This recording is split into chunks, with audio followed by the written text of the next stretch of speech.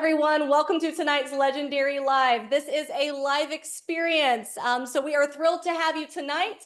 Thank you for taking the time to invest in your most important asset, yourself. We are so excited for the show we have in store for you. But tonight is extra special because this is our first time coming to you live from our legendary offices in the heart of Dahlonega, Georgia. So we are thrilled to be here, and we have an elite team of legendary members who made this possible. So I want to give a legendary shout out to those that have made it possible behind the scenes: Amon, Heather, and our newest addition, Paul. And then we also have some legendary team members that are coming to you virtually, helping with the chat rooms. And that is Ben, Diane, and Sarah.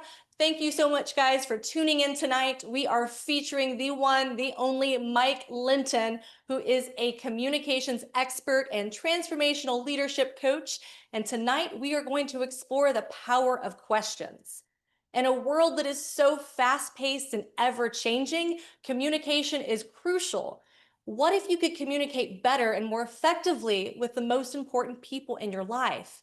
Whether that's your spouse, your kids, your parents, or your colleagues. Asking questions opens the door to possibilities and opportunities. And that all starts with being curious. That actually reminds me of a legendary principle that we often talk about and lead by, and that is to be curious first and critical second. Imagine how many things would change if you led with a curious mindset and open heart. So Mike is going to talk to us about that this evening. And in that spirit of asking questions and curiosity, we want you guys to engage with each other. Please, in the chat box, let us know where you're tuning in from. But also, I'm going to give you a question to ask each other and share with us. What is one question that you wish more people had the courage to ask? One question that you wish more people had the courage to ask. Once again, if you guys are just tuning in, my name is Erica Moore, and I'm the curator of member experiences here at Legendary, and we are so excited to have you tonight, coming to you live from Dahlonega, Georgia. Real quick, if this is your first time joining us or you are a seasoned veteran of Legendary Lives, I want to take a moment to tell you who we are and what we do. We are an elite group of high-achieving business leaders who want to do business, life, and success together. We do this by hosting elite world-class experiences and mastermind programs designed to challenge growth, foster connection, and build lasting legacies without ever compromising who we are and setting the standard. We are addicted to excellence. We celebrate our experience. We fiercely protect and defend our fort. We always practice extreme ownership, lean into authenticity above all else, and have a do whatever it takes attitude.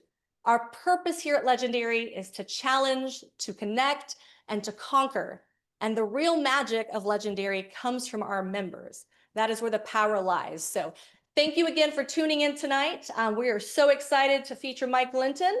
And without further introduction, I want to pass it over to a man who actually needs no introduction, but I'm going to give him a nice one anyway. He's my mentor, my colleague, my friend, my hiking buddy, a USA Today and Wall Street Journal best-selling author of the book Legendary, and the founder of Legendary. Without further ado, I give you Mr. Tommy Breedlove. Take it away, Tommy.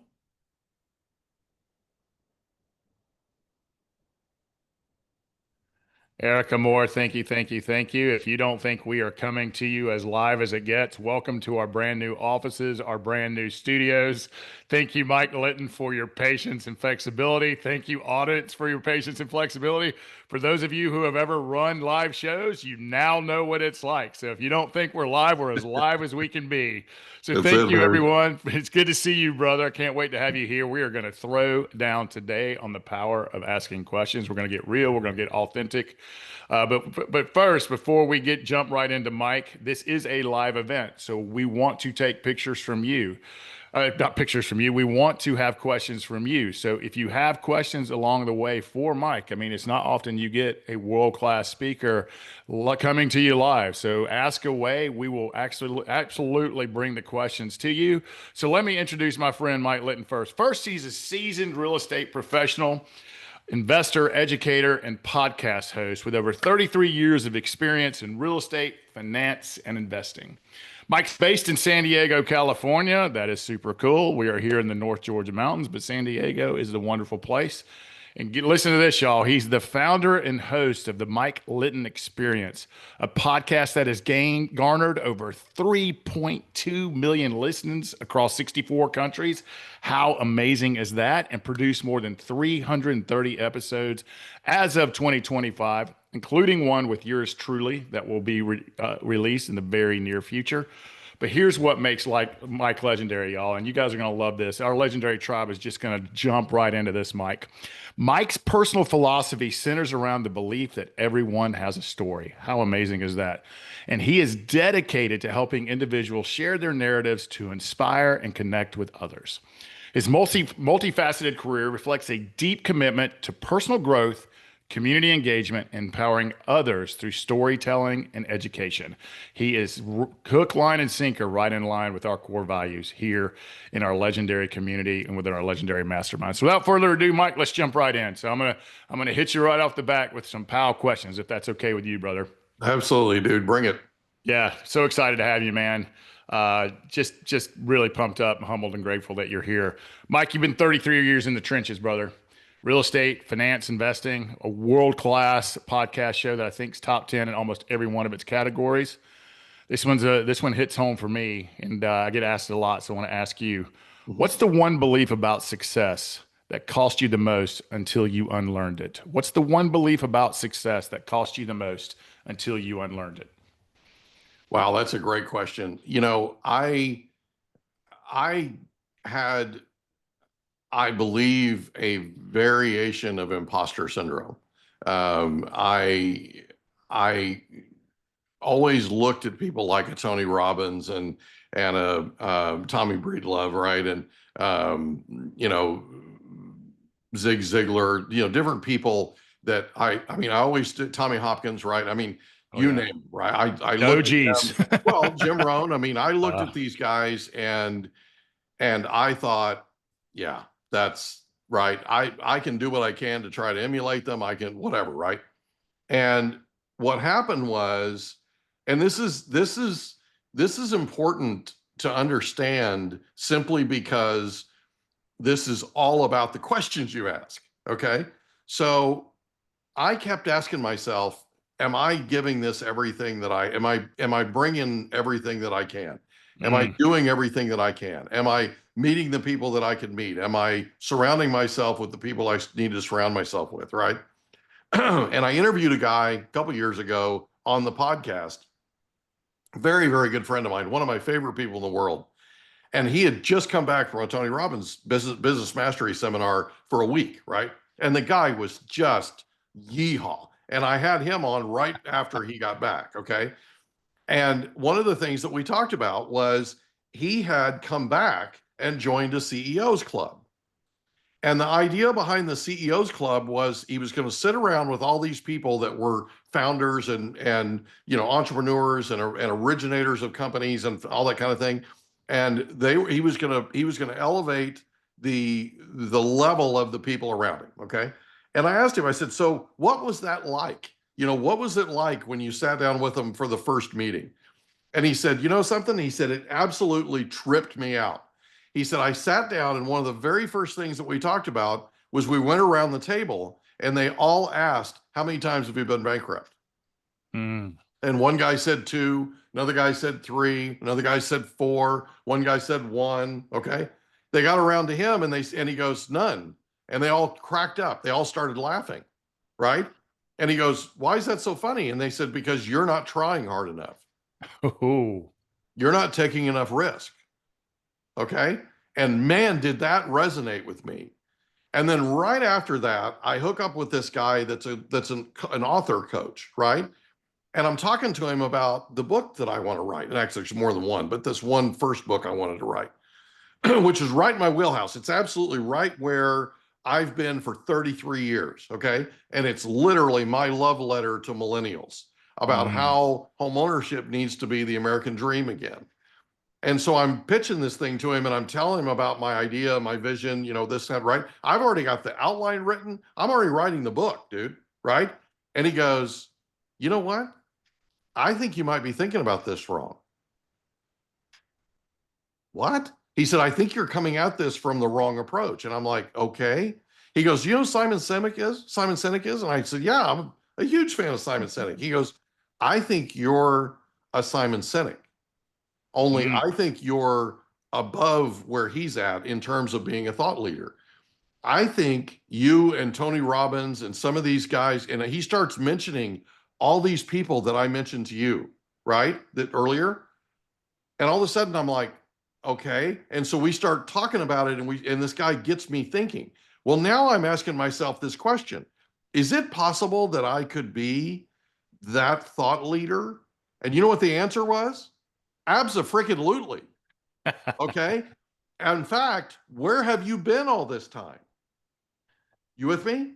I'm with you, brother. That's when all of this idea of the power of questions came about, because all of a sudden I'm sitting there going, you know what? I've always been good at communication. I've always been good at asking questions. I've always been good at sort of the outside dialogue, but where's the interior dialogue been?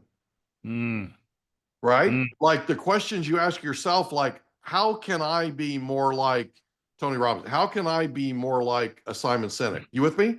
That's where the power is. And I had to get to a place, honestly, Tommy, I had to get to a place to where I didn't have that imposter syndrome anymore. And I'm telling you, I didn't need help with confidence. I didn't need help with confidence, but my confidence went through the roof when I finally realized that I was asking myself the wrong questions. That is fantastic, Mike. Fantastic. And you mentioned a lot of my heroes there as well. So, and Eric, our own Erica Moore will be very, very happy because she is a millennial who just bought her first house. So just FYI. So super excited about that. I bet That's awesome. Congratulations, Erica. So let's stay with the questions. I just love this topic, by the way, and loved our interview together. So you've interviewed over 326 people in 340. 340 now. Wow. So yeah. 340 people. We just passed 3.3 million listens last night. 64 countries worldwide. That's elite. That's absolutely elite. So here's a question for you, and maybe, and you can take this wherever you want, but what's the one question you keep asking because it still teaches you something new, Mike? So what's the one question you keep asking because it still teaches you something new? How can I take this to the next level? How can I better this? In other words, if I'm at 10, how can I make it 10 plus? How can I make it 10 plus plus? And the idea behind it is this: you never want to stop growing, right? Tony Robbins likes to talk about the fact that we're animals and we are all about progression. We're all about progressing, right? If we're not going forward, we're dying. It's really that simple. And so every day, several times a day, I'm asking myself, is this enough? Am I where I need to be, or do I need to take this to the next level? And if so, how? How do I take this to the next level? And that's what this is all about. And it's all about improving every day. You're preaching to the choir here. Oh, I know that. We host, yeah. And it's one of, I mean, it's literally in our purpose that Erica just read it. Our number one purpose is to challenge, not only challenge ourselves, but to challenge our members to constantly grow, to constantly level up, to constantly learn, to be better leaders, to be more successful, but also to be, not to be elite in what they do, but be elite in who they are. Yeah. It's something we do here at Legendary when we host these live retreats, our Your Life, Your Legend, which is our big business event we do every year, or our adventure experiences, or in our masterminds, is we're constantly sharpening the pencil. What can we be doing better? How can we innovate? Where is our blind spots? And, you know, we're constantly practicing what we preach. So I couldn't hear you more. To me, the number one way to become successful is to constantly grow and apply what you're learning into your business and life. It's like, it's intentional action, right? So you are preaching our language, my friend. Well, but it's the questions you ask yourself. Okay. And it's the way you ask them. Like the power of questions is all about, you know, Scott Mann talks about this a lot. He's been on now, he was on a third time yesterday. Scott talks about connecting like your life depends on it. Scott was a former Mm. Green Beret, and they drop those guys in behind enemy lines, and they work with the indigenous people in that country to help improve their lives, win hearts and minds, and then teach them how to fight against the insurgency. Okay. They have sometimes less than 5 minutes. They've got a tribal elder with a itchy trigger finger on an AK-47, and they got to try and talk them down from taking them out. Mm. And it's literally connecting like their life depends on it. That's what he talks about. And that's exactly the power of questions. It's what you ask and how you ask it, right? Like the 738-55 rule. Have you guys ever talked about that? No, I'd love to hear more. Tell Okay, the audience more. So 738. So 7% of human communication. So my ability to communicate with you, 7% of it is the vocabulary I use, the words I use, like loquacious versus talkative. Okay. Which I've been accused of. I've been called worse, but I've been accused of that. 38% is the way I say the words that I choose, my congruency, my tonality, my energy, my commitment, right? If I bring it, you know, when I bring it, you know, you can hear it, you can feel it, right? That's 38%. It's the way you say the words that you choose. A full 55%, a full 55% of your ability to communicate with another human being is body language. It's body language. It's how you use your physical body. It's why video is such a big deal. It's why showing up is such a big deal. You know, Dale Carnegie once said that 85% of success is just showing up. I would submit to you, in today's world, with all the technology and all the connectivity and all that, I would suggest to you it's 100%. Here, here. Because when you show up, things happen. When you show up, you can read the room. When you show up, you can use a thing we call sensory acuity, right? And you have an exact idea where you're headed and if what you're saying is resonating or if you need to recalculate, right? That's what we're talking about. So it's the power of questions, and it's how you ask them as much as what you ask. Oh, this is beautiful. Beautiful. I hope you guys are taking notes. This guy is bringing the heat, bringing the wisdom. This is so good. And by the way, Heather, one of my wife's, Heather Breedlove's core values is we show up. How cool is that? I mean, that's amazing. So you said everyone has a story, my friend. And so it's time a little bit for some vulnerability here. And you came out of the gate vulnerable with the you know, the complex that I have it almost once a week as an entrepreneur in some way or other. That, am I a fraud? Am I an imposter? Can I do this? Am I enough? Am I worthy? Sitting up at night staring at the ceiling, my God, can we do this? It's just a part of the territory, right? But constantly following up that self-esteem. But you say everyone has a story. So what's the chapter of your story that was the hardest to tell, but became your turning point in your life, my friend?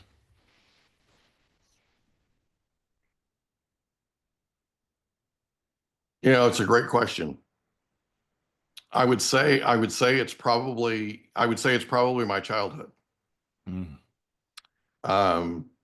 There were some things growing up that I think everybody feels this way, right? There are some things growing up that you wish had been done differently, that you wish some people had handled things a different way, that kind of thing.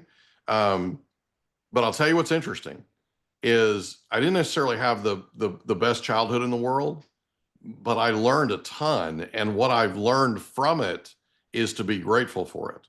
And what I mean by that is there was a whole ton of challenge, personal, emotional, physical, you name it, right? That I went through growing up. And what I figured out after all that, looking back, hindsight being 2020, was I can do one of two things. I can stay in a victim triangle, right? Or I can be grateful for what happened and what it taught me. I had a grandfather that was like a father to me, and the man just would not let me get negative about things. Like, it didn't matter what it was, and he was a witness to a lot of it. It didn't matter what it was that happened in my life or what it was that happened where I happened to be present, that kind of thing. That man was a rock, an absolute rock. And, he grew up during the Great Depression, and he saw hard times, right? He saw things happen. His dad abused him like there was no tomorrow. I mean, insane, insane amount. Okay. And all he talks about when he talks about his childhood was he wanted to get big enough to where he could turn on his father, and he could stop all that abuse. He could stop all those whippings. He could stop all that, because his father would sit on the porch and get drunk, and he'd make my grandfather work to support the family. My grandfather had to quit school in the 8th grade so that he could go to work in the farm to support the family, because my great grandfather, his father, basically became a lush and sat on the front porch and just beat him like there was no tomorrow as soon as he got enough alcohol in him. Okay. And it was a daily thing. And so growing up in that sort of an environment, I didn't have it that bad, but growing up in that sort of an environment, he basically said, look, you've got two options. One is you can cry in your milk. The other one is you can become a victor. You can take this and you can be grateful for it. You can learn from it, and you can be better because of it. And that was really, I think, the biggest turning point for me. Not long after I turned 18, I discovered Tony Robbins. And my entire life changed. My entire life changed. It was unbelievable. So gold, gold, gold, gold. And ladies and gentlemen, I hope you heard all of that. What he's talking about is they turned their adversities into their advantage. Yeah. And what I love about you and your grandfather, you said no more, and we're going to break this chain. Yeah. As someone who also comes from a difficult childhood, I said no more. It took me till 36. Slow learner, still working on it today. 51 years old, still working on it today. But you turned your adversity into your advantage, as did he, and you switched it to gratitude. Why did this happen to me? A victim. And why did this happen for me? And to grateful, that abundance growth mindset. That is just pure gold, Mike. So thank you for sharing that.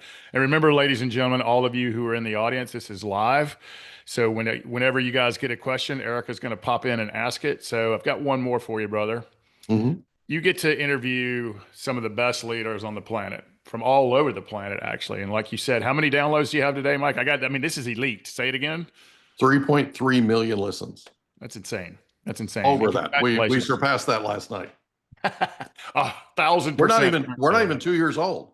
We're 2 years old August 15th. That's just a big hell yeah from A to Z. So let me ask you this, and this is, I'm seeking your wisdom and opinion here. So what does it really mean to be a leader in 2025? And what I mean, but let me ask it a different way. Where are most so-called leaders still falling short today, even with all the resources that are out there and great shows like yourself and the people who are putting it out? Where are most so-called leaders still falling short today? Connection. 1000% connection. So so I'm going to give you an example, and I love to use examples, and I love to use stories, obviously, right? So Scott Mann, who is one of my favorite people in the world, you are too, you know that, but Scott's one of my favorite people, tells a story in his book, Nobody's Coming to Save You. It's a Green Beret's guide to getting big, you know what, done, right? Stuff. It's not stuff, but you know what I mean? It's a G-rated show, right? So he tells a story of this Fortune 50 company that hired him to come in and speak at their annual convention, their annual meeting. And there's thousands of people in the audience, and he's standing side stage. And the CEO gets up and he says, I'm going to introduce Scott Mann, our featured speaker, our keynote speaker, here in a minute. But I wanted to go through a real quick slide deck and just update you on how we're doing as a company. And he starts in on this slide deck. Okay. And Scott, being who he is, watches the audience. Now, everybody in this audience works for this man. Every single person in this audience. Within 8 seconds, they were on their phones. Oh. Every single one of them. Okay. Now, if I was coaching that man, I would have done this. I would have had him get up and say, look, Scott Mann's our featured speaker. He's going to be up here. I'm going to introduce him here in just a minute. I have a slide deck here that updates us on how we're doing as a company this year. You're on the front lines. Let me ask you a question. How do you think we did this year? How do you think we're doing as a company? Okay. None of those people would have been on their phones. They all would have been looking at the CEO. And anybody want to take a shot? Anybody want to take a guess? Somebody would have raised their hand, and everybody else would have been rubbernecking trying to see who that was. Okay, and if it was somebody they knew, you with me? And they'd want to know if that person had an accurate guess, that kind of thing. It's called engagement. Okay, that is the first part of connecting like your life depends on it. Okay, so I interviewed a lady that worked for Whataburger. If you can imagine this, Whataburger, you've heard of them. Right? Oh, we have a brand new one here in Dahlonega. That's really going to the big time here. Really We're going to the good. big time here. Yeah, you've arrived now, baby. You've arrived now, right? She worked for the CEO of Whataburger for 25 years. That man would go in and sit with his people, and I'm talking people that were 2, 3, 4 levels below him, and he would shut the door. He'd take out his pad and his paper, or pad and his pen, and he'd ask these people, this employee, how are you doing?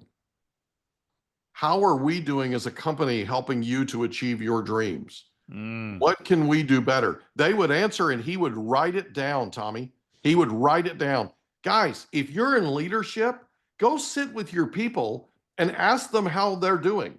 Ask them how the company is doing, helping them get to where they want to be, and how can we improve? Okay? And when they answer, write it down. It validates them. It validates them. Okay. If you look at the elite of the elite leaders today, they connect on a deep level with their people. And I'm not talking about their C-suite people. I'm talking about the people that are on the front lines every day making that company successful. Look at Elon Musk. Elon Musk goes to, if you've read, I don't know if you've read his biography, but Walter Isaacson wrote an amazing biography about him. Walter's the man when it comes to biographies. Absolutely, right? Elon Musk goes to Fremont, to their assembly plant, when Tesla is absolutely on its heels. They are getting ready to go bankrupt. Okay. They're just trying to get their first line out. I mean, it's just insane. He moves in to the Fremont plant, moves in, meaning he's sleeping at the Fremont plant. He's camping out on the roof. He's there 24 hours a day, 7 days a week. Who's he talking to? He's on the assembly line talking to the people that are putting the cars together. And he's asking them, what is this fiberglass liner that goes in the floor of this car? And they can't answer. And he says, okay, who can answer? They said, so-and-so, the engineer. He tells them to go get the engineer. The engineer comes down to the line, and Elon Musk asked this guy, what is this and why is it here? If the answer is not acceptable enough, it's not being included in the Tesla car. Okay? He starts taking things out that aren't necessary. He starts holding people accountable, and he starts connecting with the people on the front lines at a deeper level than anybody ever has. And Tesla gets turned around, and now they're one of the most successful companies in the world in terms of valuation. There's a reason why that man is one of the wealthiest people on the planet. It's because he goes and he gets it done. Yeah, I love that. He connects at a deeper level. Love that. Connection, engagement, self-awareness, authenticity, open-mindedness. Showing up, all back to it. And you said it best. All humans, whether they're your colleagues, your family, they want to be seen, heard, loved, and valued. Absolutely. And they want to feel like they matter. And so I love that. And one of the questions we like to ask within our team here at Legendary is, how can I lead you better? Yeah. One of the things we encourage people to ask their spouse or their children or even their friends is, how can I love you better? Or how can I be a better friend to you? So preach on, my friend, preach on. Yeah. Got our next question for you. I love this question. This is so good. Your talk is called The Power of Questions. And please go listen to this. He's already got millions and millions of listeners and followers, but you go listen to this, man. He's just a world-class interviewer asking world-class questions. And your talk is called The Power of Questions. What's the most dangerous question you've ever asked yourself, and how did it change you? What's the most dangerous question you've ever asked yourself, and how did it change you? What's possible? Mm. In other words, right? And it's not, am I on the right track, right? Am I headed where I should be headed? Now, by the way, just so you know, 2 years ago or less than 2 years ago, when we started this podcast to gather life stories. Okay. And the idea behind it was everybody that's on the podcast has accomplished something. Okay. But how did they get there? Mm. Right? It's sort of the chicken and the egg thing. What was it in their life? Right? A lot of people are fairly familiar with Tony Robbins' life story. He had a Yes. rough childhood. Okay. And he's appreciative of it. His mom's not here anymore. She couldn't have loved him more if she tried. She just had a lot of insecurities and a lot of things going on that he now realizes he appreciates, right? Because it made him into the man that he is today. Okay. The fact of the matter is, you look at anybody who's accomplished anything at a very high level, they've been through it. Okay. They've been through the gauntlet and back. And it could be anything, right? It could be bankruptcies, it could be, it could be economy issues, it could be anything. But they've been through it and they've come out the other side of it better. Do you know that people, and I'm telling you this is true, do you know that people who have gone bankrupt are a better credit risk than those who haven't? It doesn't surprise me. Why is it? Why? Any idea? I think it's because they don't want to go back there. They become they learn from it. They grow That's from exactly it. They Yeah. appreciate what they have now because of what they've been through. Does that make sense? Yep. They take things more seriously than they ever have before because of their experience. Now, some people, they go bankrupt and they just absolutely tailspin out of control. Yep. But there are people out there that go bankrupt and they turn around and they pick themselves back up and they become a success. You with me? I'm with you. And by the way, bankruptcy is designed to give us a fresh start. Literally designed to give us a fresh start. It's designed to encourage us to continue putting one foot in front of the other and continue to succeeding. Because think about it, a capitalistic society where people go bankrupt and they're done is basically, there's a whole bunch of big corporations out there that would never have happened. They would never have happened because the people who created them and built them and took them to a whole nother level, they had gone bankrupt before. And pivoted. I absolutely love that. 1000%. As a young man, it's amazing what pain can either be a catalyst or an anchor that holds you down. As a young man, rightfully so, as a very young man, my freedom was taken away from me. And you can't not know that.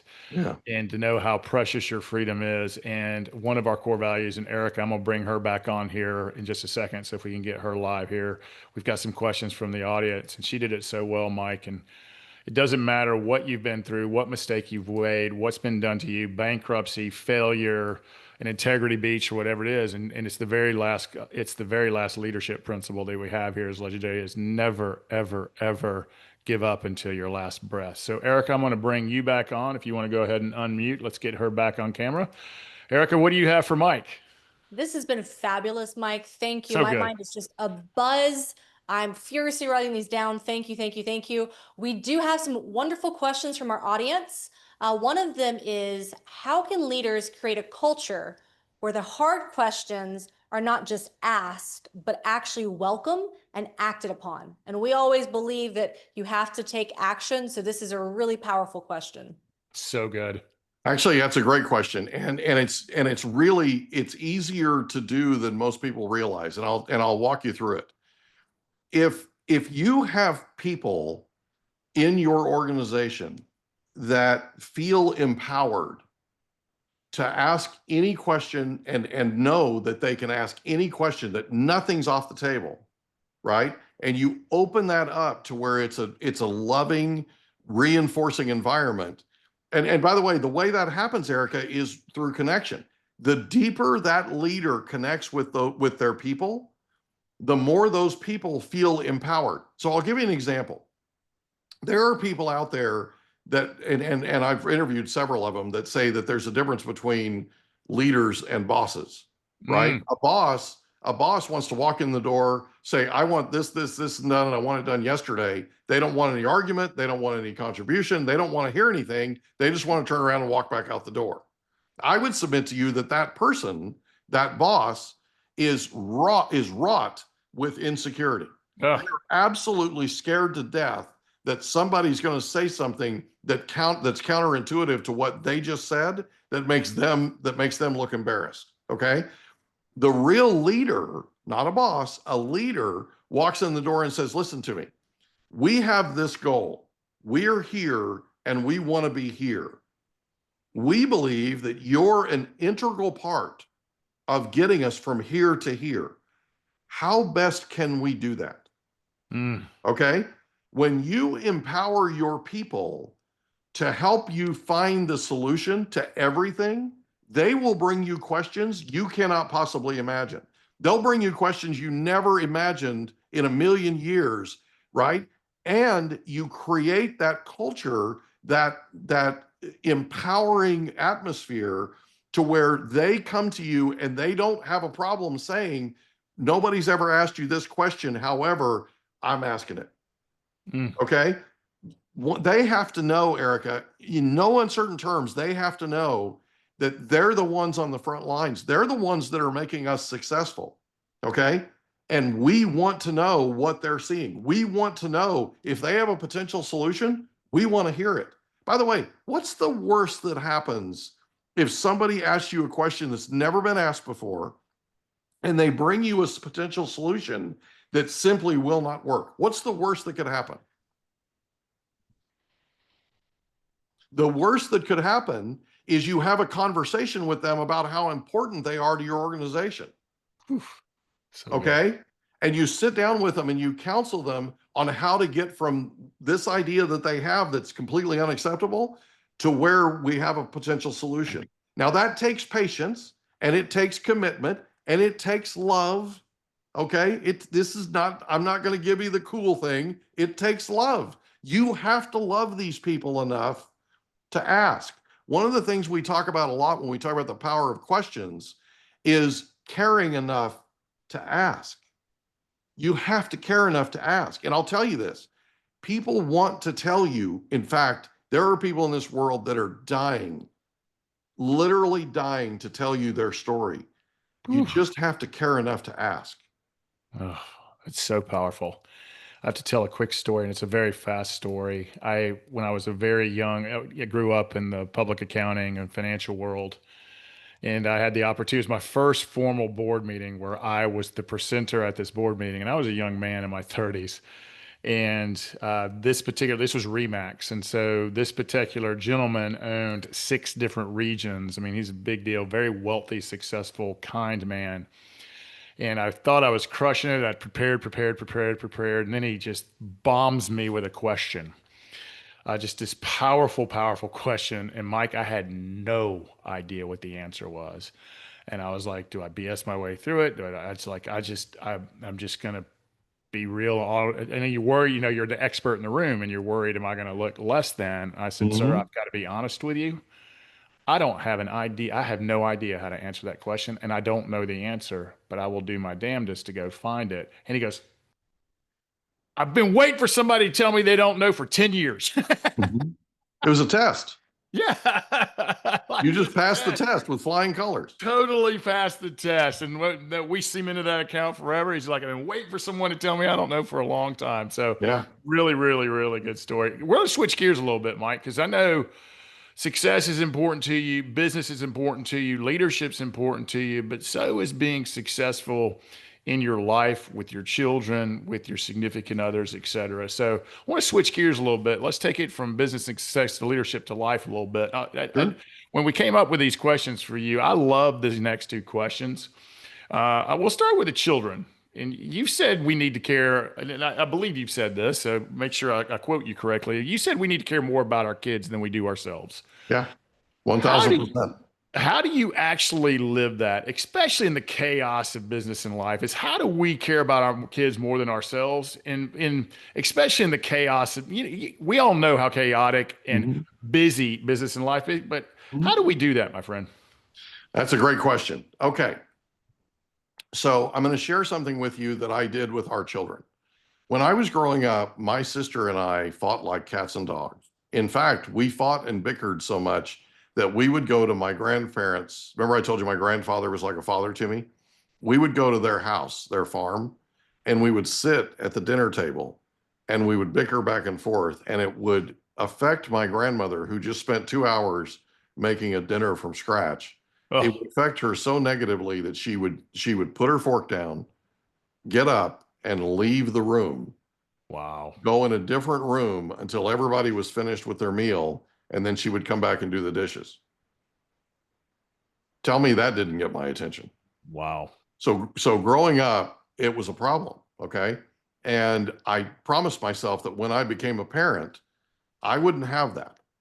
Mm. So from the time that my children were able to speak and understand English, I told them they had one job. Do you want to guess what that job was? I'll take a guess, brother. To be kind, to Be love, nice. Yeah, to be be nice. nice. Yeah. Okay. It's close. Be nice. And so every time, great guess, by the way. Every time, that And was a this is difficult live. We did question. not That was a practice difficult this. question, baby. Right? Think about this for a second. So every time they would get into a squabble, because kids fight, it happens. Okay. Every time they get into a squabble, like, okay, you two in here right now. They'd have to come in, both of them, sit down with me in whatever room I was in, and I would ask them this question. And by the way, they can tell you verbatim what this series of questions was. Very first thing I'd ask them, what's your job? Both of them would answer, be nice. Great. Is what you just did to your sister an example of being nice? Or is what you just did to your brother an example of being nice? No. What should you do? Say sorry. What else? Not do it again. Okay. They figured out, they figured out how to resolve conflict on their own. And we did it with questions. Okay. So there have been times when my children, who I think are perfect, but hello, right? Okay. There are times when they've had tough days. And my daughter came home one day and she slammed the door. I have a thing with people slamming doors, by the way, Erica. Okay. Right. She slammed the door. She slammed the cabinet doors. She was slamming doors all over the place. So I, being the idiot that I am, walked myself in there. Apparently, I was looking to be abused, walked myself into the room she was in, and I said, how are you? I'm fine. Okay. Clearly. Well, when I looked up the word fine in the dictionary, that didn't have that look on your face. That's not what it looked like. Okay. Right. The picture didn't, right. And I said, so maybe you should tell me what's going on. No, I don't want to talk about it. Okay. Well, we're going to talk about it. I'm going to keep asking you until you tell me what happened. Dad, I don't want to talk about it. I don't want to talk about it. And they do this Heimlich thing, right? Or the Heisman thing where they, Heisman, where yeah. they, where you got to talk to the hand, right? And I'm like, look, it's not going to do any good. I'm not going anywhere. I'm literally not leaving this room until we talk about what it was that happened today that has you so upset that you're abusing the furniture in this house. Mm. Okay. Okay. And so, come on, tell me what's going on. Tell me what's happening, right? I don't want to. I don't want to. I don't want to. Here's the thing. That's a learned behavior. And they do that because they want you to stand your ground. They're literally crying for help. So people are listening to this. If you have teenagers, your teenagers are crying for help. And I'll give you an example in a minute. But they're literally crying. They're screaming for help. They're screaming for you to stand your ground and make it past that talk to the hand thing and reach them. However you have to do it. It doesn't matter. You can ask different questions, right? As many as you have to, as many different ways as you have to. And by the way, I'm the king of that. Okay. Literally, if you got to be a king of something, I'm the king of that. All right. Fact of the matter is, you got to stand your ground. The worst thing you can do, parents, listen to me, is throw up your hands and say whatever and walk out the door because you just lost that kid. You hear me? You just lost that kid. Okay. You have to show them that you care more about them, that you love them more than you do yourself. Okay. And so years ago, I talked to a gentleman who I called. I was looking for a rental for one of my clients whose home I had just sold for $110,000 above ask, and she needed to stay for a year. And so I was calling around trying to find her a rental. And I got this guy on the phone, and he told me about the rental, right? Told me what the rate was, all that. He said, "Can I ask you a question?" Sure. He goes, "Do you think I did this right? Renting it out as a furnished unit versus unfurnished?" I said, "Well, you got to get what you got." And he goes, "What do you think of the rate? Do you think the rent's too much? Am I asking too much?" I'm like, "No, I don't think, get what you can, right?" And he said to me, he said, "Can I ask you a question?" I said, "Sure." He goes, "Do you have kids?" I said, "Yeah." He goes, "How old are your kids?" I said, 23 and 25. At the time they were 20. Now they're 24 and 26. And he goes, "Great. Awesome." He goes, "Can I ask you a question?" I said, "Sure." He goes, "My kids are 11, 13, and 15. And he said, "I want to know what you said when your kids refused to go on family vacation with you." I said, "Well, first of all, my children wouldn't dream of saying something like that to me. But if they had, I would have not said anything to them." And he goes, "Oh my goodness, what are you talking about?" I said, "Well, I would have asked them, what exactly is it about our family vacation that we're planning that is unacceptable to you? What is it that's because we're going to go make memories as a family, right? You're refusing to go. We're going to sit here until you explain to me. I'm honest, being honest. I love We're it. going to sit here until you explain to me, to my satisfaction, why you feel like you are not going to go on vacation with us. Okay? This comes down to will. This literally comes down to will. And if you love them more than you love yourself, your will carry out. And I'm telling you right now, to all of you parents that have teenagers or kids that are about to become teenagers, I want you to listen to me.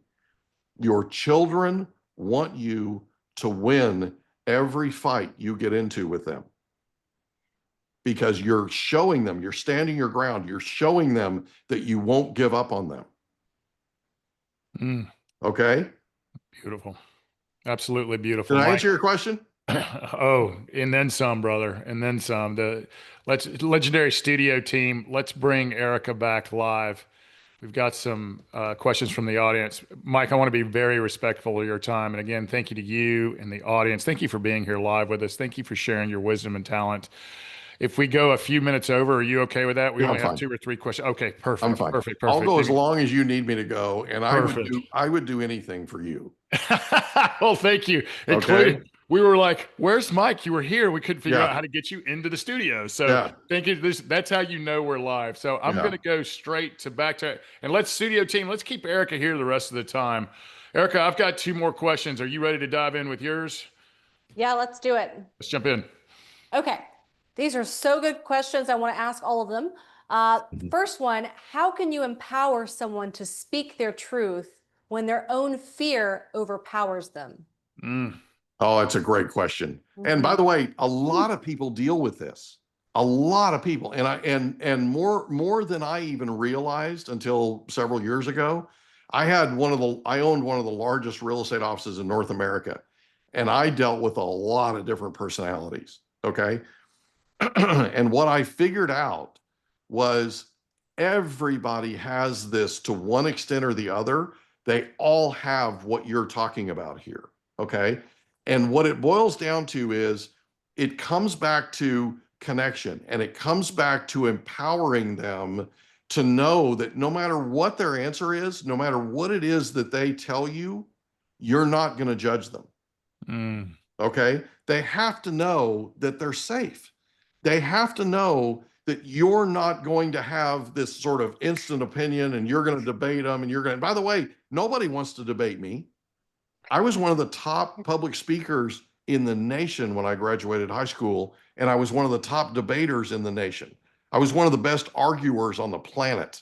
Okay. Nobody wants to argue with me. But what I figured out was I needed to get to a place to where I didn't argue. I needed to get to a place to where I received the information, where I received what it was they were saying, and that they felt safe sharing that with me. Okay. If people believe they're going to be attacked, they will withdraw into their shell. I have a good friend of mine that has 2 tortoises, the giant tortoises that are like 150 pounds each. He has 2 of them? Okay. His 2 of them, Jay and Frank. Okay. Now, Jay is from the Galapagos, and Jay loves water, loves water. If you want to see a tortoise dance, just spray Jay with some water. Okay. He will literally do the tortoise version of the Macarena. Okay. I mean, this guy is really cool. Frank hates water, absolutely hates it. So they stay on opposite ends of the enclosure, right? Because Jay's over where it's moist, Frank's over where the desert is. Okay. But they have very distinct, this is my point, they have very distinct personalities. And there's certain things that you'll do and Frank will recede into his shell, Jay will pop out. There's certain things you'll do that both of them will recede into their shell, but it's because of fear. Remember this, okay? Remember this. If you're a leader, if you're a manager, if you're a whatever, right? You're in charge of people, right? Remember that they have fear that you don't see. Your job is to alleviate that fear. Your job is to empower them and get them to a place to where they know they're not threatened. Okay? And they will share with you things that will blow your mind. And by the way, they'll give you some of the best ideas you've ever seen in your life. If you want to solve whatever ails a company, go sit with the people that are on the front lines every day. They have the solutions. They just don't know that you want to know about them. Okay? If you go to them and you empower them, Erica, they will absolutely share with you everything you need to know. You look at the best run companies on the planet, and the people on the front lines are consulted on a regular basis, and they feel open to be able to go to even the highest executive, even the CEO, chairman, board members, all that. There's an open line of communication. I absolutely love this. And Mike, thank you. That was excellent. Erica, do you care if I ask a question? Because I'm dying to know the answer to it. And then what we'll do is I'll ask one, you ask one more, audience, then I've got a POW closing question for Mike. And Mike, again, thank you. This has just been absolutely world-class from A to Z. But I'm dying to know the answer to this question. When Eric and I were coming up with these questions, and we were both like, okay, we really want to know the answer to this. So what's a question every spouse should be asking their partner, but probably isn't? What's a question every spouse should be asking their partner, but probably isn't? What am I missing? Solid. So good. So good. What am I not delivering? What is there in this relationship that you're not getting that you need? From me.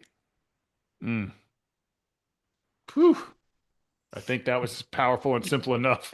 Erica, back to you, girl, and then I'll close this out with the last question. It's so profound, but so simple at the same time. And I think that could apply to a lot of different scenarios. And this might actually be the answer to this next question. But one of our very own Inner Circle members, Tim Allen, wants to know if you could only ask one question to a group of people to get them to truly open up, what would that question be? If we lived in a perfect world, where the money was no object, there were no restrictions, no nothing, what would be the best way to run this organization? Perfect world. What would you need from this company in a perfect world? And I'll give you an example of something that this is sort of it's a personal thing, but it's also sort of a company thing. A few years ago, my son was in his last year of college, and he had a conversation with my mother, his Nana, over the phone. And she called me and she said, I think little Michael, who's 6'5", wear size 14 men's shoe, eats Shout every out to little 15 Michael. minutes, right? Little Michael, right? This little Michael. So she said, I think little Michael is homesick. And I got it because he was in he picked up a minor. And so he was in school for 4.5 years. So he was going to be there for that summer. that he otherwise would have been home. He would have graduated that spring, right? And he would have been home for summer break. He got an internship. These companies love this kid. Okay. He got an internship for the summer, and he was excited about the internship, but he was bummed that he wasn't going to be able to come home for summer break. So I sort of got where my mom was coming from. And so I'm like, okay, we'll just bring home to him. So we loaded up the baby, who's 24 now. She's gonna be 25 in a couple of weeks. She was my Father's Day gift, right? 25 years ago. We loaded up my wife and me, and we brought home to Lincoln, Nebraska. So we're up there wearing out our welcome, harassing this kid like you can't believe. He's so tired of us. He doesn't know what to do with himself. And the girls wanted to sleep in on a Thursday morning. And I said, hey, how about if I take you to breakfast, just you and me? I'll take you to your favorite place. Naturally, it's a place that makes crepes. This kid is crepe crazy. Okay. So we go have crepes, right? And we're sitting there, and I said, there's a question I've been wanting to ask you. Perfect world, money's no object, there's no restrictions whatsoever. What would you do for a living when you graduate this coming December? He said, I would invest in real estate with you. Oof. Full time. Oof. Okay, now here's what you need to understand.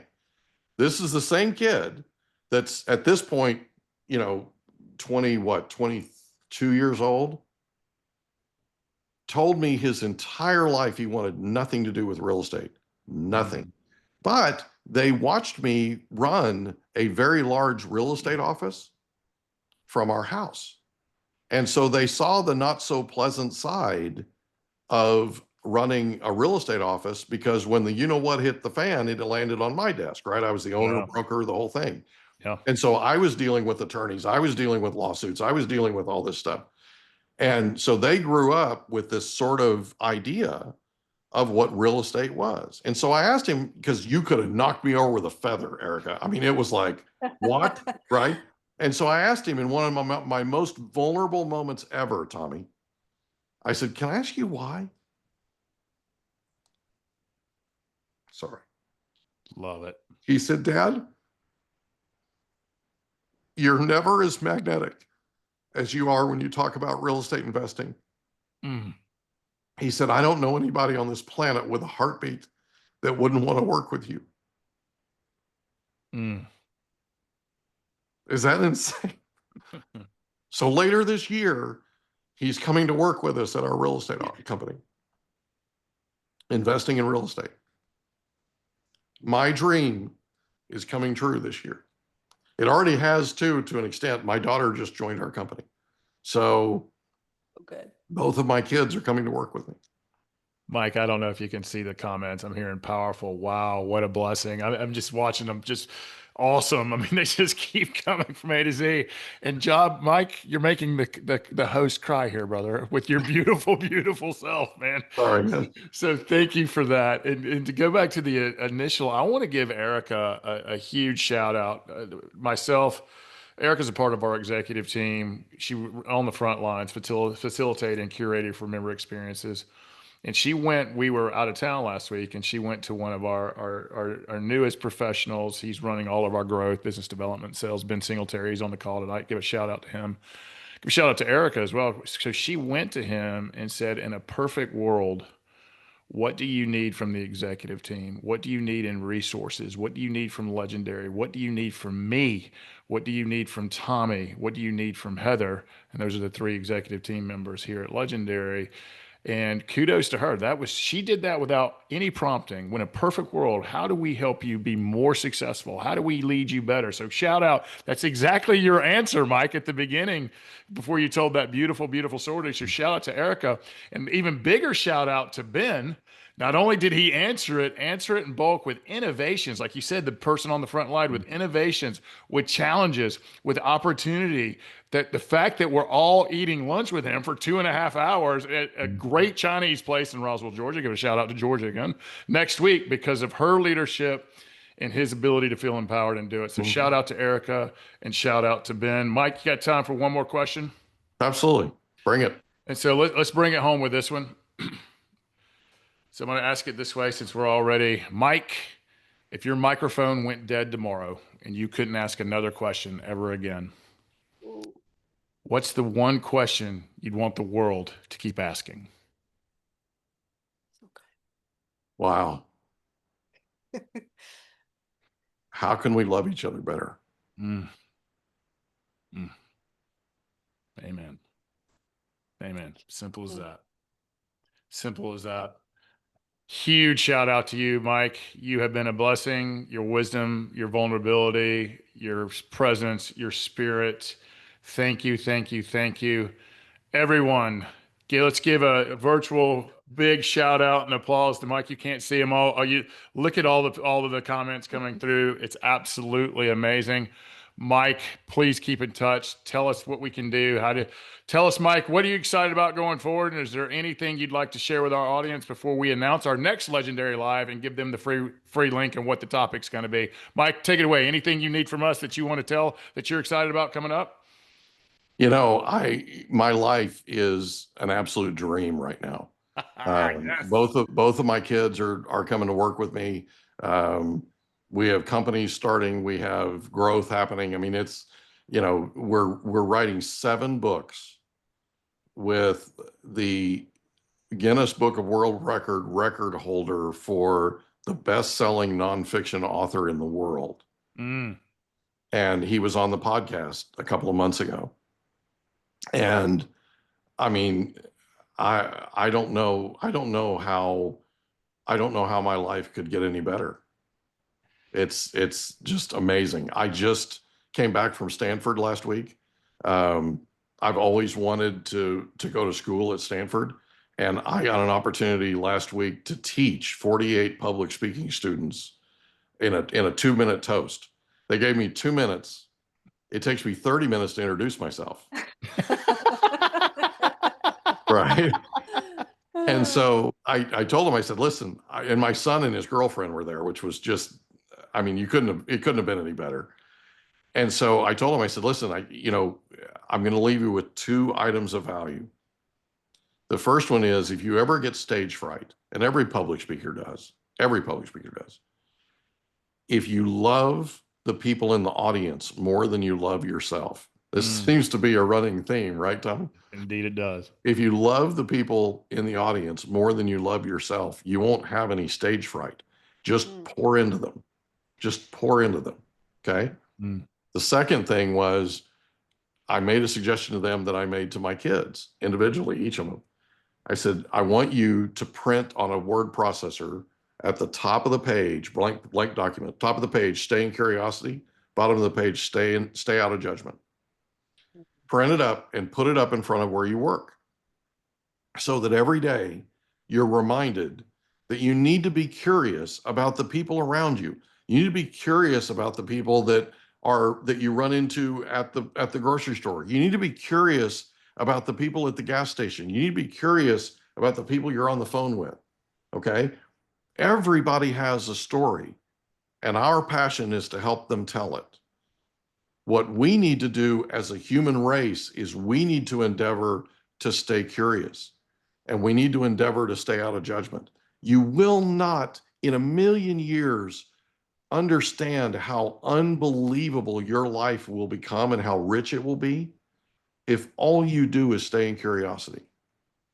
That is absolutely beautiful. Erica, I'm going to let you close us out here in a second, say your goodbyes and give your tributes to Mike.